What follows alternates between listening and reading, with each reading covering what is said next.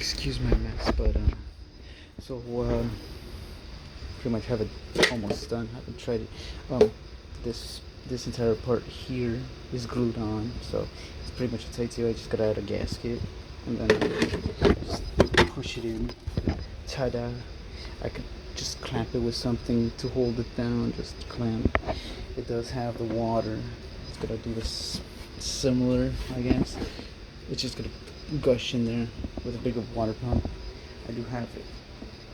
I had finished just installing the last part, so you can now do this.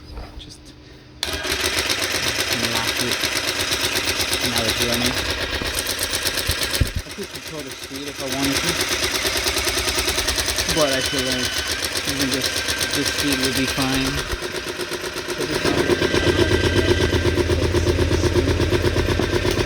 So yeah, that's a thin seal. Haven't tried it. Waiting for summer.